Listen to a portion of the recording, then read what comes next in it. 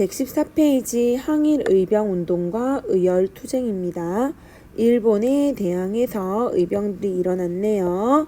을미, 사변, 을미, 개혁, 을미, 의병, 을사, 늑약, 을사, 의병, 정미, 칠조약, 정미, 의병. 의병 세 가지 볼 건데요. 의병 왜 일어났는지, 그 다음에 대표적인 의병장들은 누가 있었는지, 그 다음에 각 의병의 특징은 무엇인지, 그 다음에 의열투쟁은 이거는 을사늑약과 관련해서 보시면 되겠습니다. 먼저 을미의병입니다.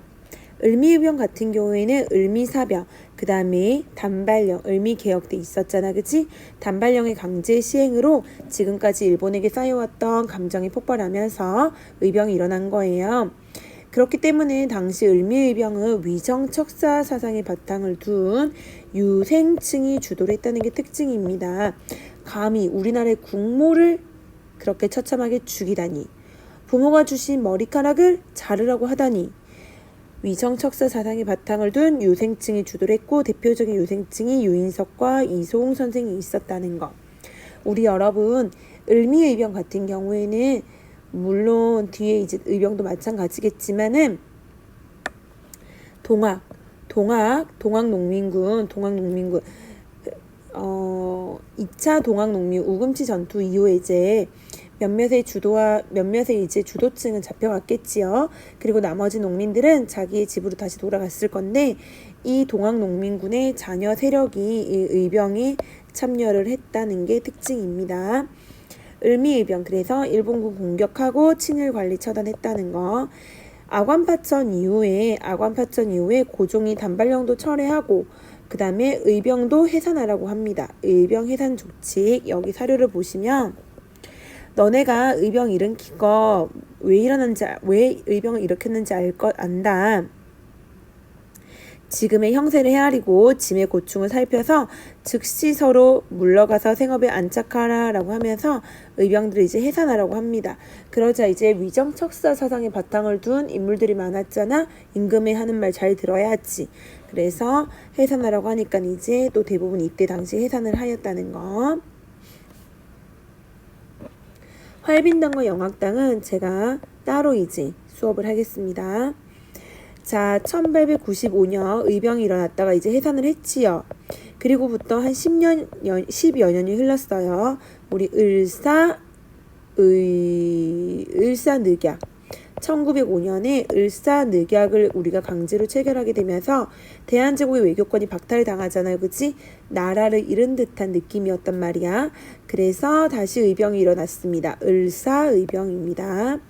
을사의병은 앞에 을미의병과는 달리 이제 나라를 지켜야 된다는, 국권을 회복해야 된다는 국권회복운동의 성격을 띠기 시작한 거지. 그치? 국권회복운동의 성격을 띠기 시작했다. 대표적인 인물이 민종식 선생도 있지만은 이 최익현 선생, 여러분 최익현 선생은 앞에 우리 1870년대에 강화도 조약 맺을 때 외양일치론 주장을 하셨고요. 주장을 하면서 개항을 반대했어.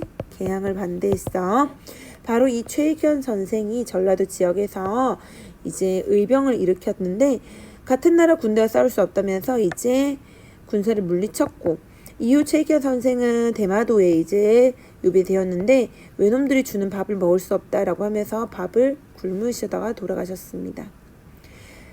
을사의병의 특징은 이제 을미의병 때는 유생층이 다수였는데 이제 평민청도 등장했다는 게 을사의병의 특징입니다. 대표적인 평민 출신의 의병장이 돌석돌석 신돌석이에요.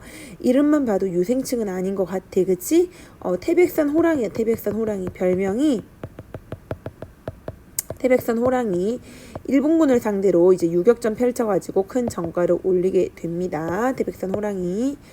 자, 1907년입니다. 헤이그 특사, 그치? 을사늑약의 부당함을 알리기 위해서 네덜란드 헤이그의 특사를 파견을 했고요. 이게 이제 들통이 나자 고종이 강제로 퇴위당하게 되지요. 자, 이때 이제 정민연도에 일본의 국권 침탈에 맞서서 의병이 한 차례 더 일어나게 되는데, 이때 의병은 앞에 두 차례 의병과는 다른 게 뭐냐면, 우리 1907년에 한일 신협약을 맺잖아요. 그치? 한일 신협약. 한일 신협약의 부속 조약으로 군대가 해산당하지요. 이 해산된 군인들이 의병에 참여하게 되면서 의병이 보다 더 조직적이고 전투력도 강해지게 됩니다. 그 다음에 유생층들, 그러니까 의병장들도 유생에서 농민, 군인 등 굉장히 다양한 이제 의병장들이 등장을 하는데요. 옆에 그래프 볼게요. 당시 정미의병 당시 의병장의 직업 분포 보면 농민들, 유생층, 사병, 그치, 광부, 포수, 엄청 다양한 계층이 의병운동에 참여했다는 게 정미의병의 특징입니다. 자, 이때는 여러분, 우리 지금까지 의병들은 조금 앞선 의병보다 정미의병이 보다 조직적이었잖아. 그치? 그래서 이때는 이제 13도 창의군이라는 걸 만들어요. 우리 당시 대한제국 13도.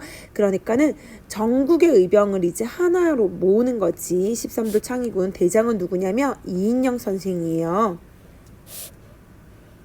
당시 13도 창의군은 이제 각국의 영사관에 우리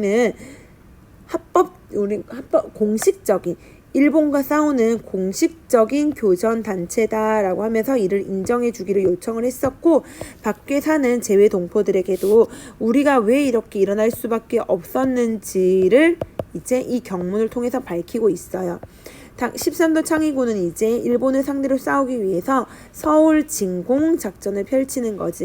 서울로 나아가서 공격을 하다. 서울 진공 작전을 벌였으나 일본군의 공격이 있었고, 그 다음에 당시 총대장이었던 이인영 선생이 부친상을 당하면서 고향으로 돌아가고, 그 다음에 선발대 300명은 먼저 이렇게 양주에 집결하고 있었는데, 그런데 후발대가 늦게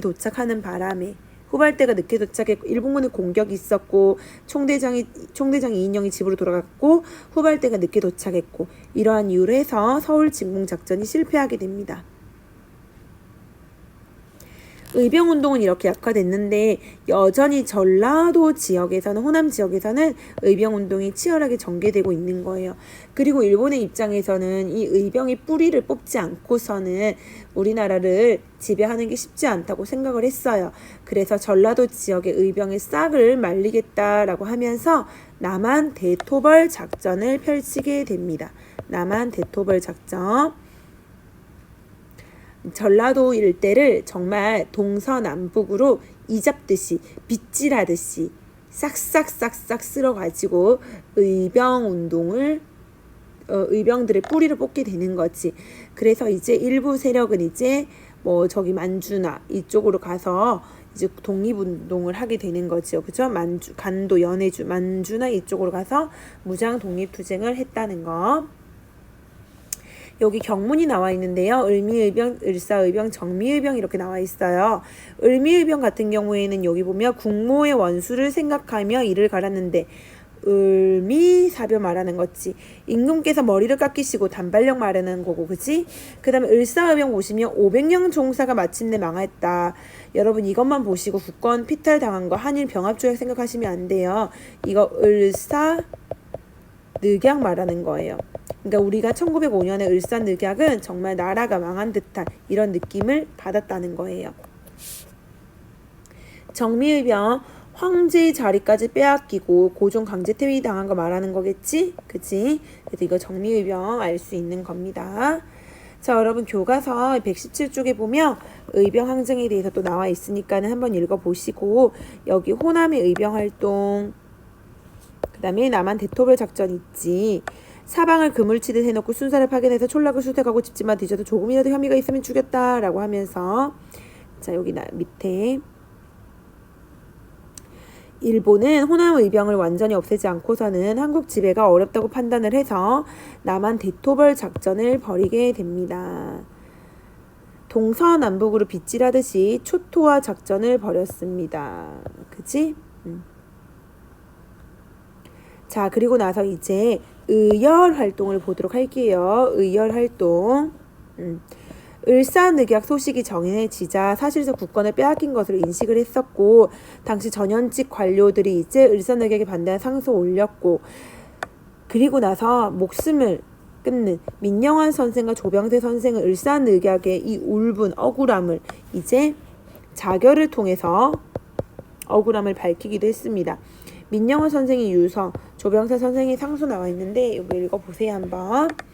그 다음에 당시 언론, 신문사를 말하겠지. 을사늑약의 부당함을 직접 규탄하거나 저항하는 한국인의 소식을 실었다고 했는데 대표적인 신문사가 이제 황성신문이죠. 장지현 선생의 을사늑약의 이제 부당함을 얘기를 하는 시일야 방성대곡이라는 장지현 선생의 논설문, 장지현 선생의 글을 이제 황성신문에 실게 되는 거지. 그치? 그 다음에 직접 국권 침탈과 관련된 인물들을 직접 응징하는 거.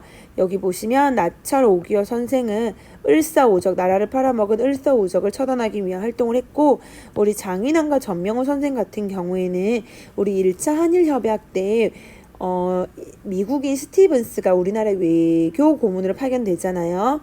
이 스티븐스는 정말 친일 세력이었거든요. 우리나라가 일본의 지배를 받는 것을 굉장히 당연하게 여겼던 인물인데 바로 이 스티븐스는 샌프란시스코에서 사살합니다. 장인환과 전명호 선생은 서로 모르는 사람이었는데 같은 날, 같은 장소, 같은 시간에 스티븐스는 사살하기 위해서 샌프란시스코에 있었던 거지.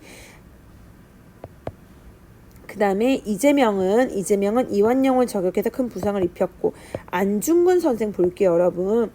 안중근 선생 같은 경우에는 동양평화론이라는 책을 이제 저술을 했는데 다 집필하진 못했어요.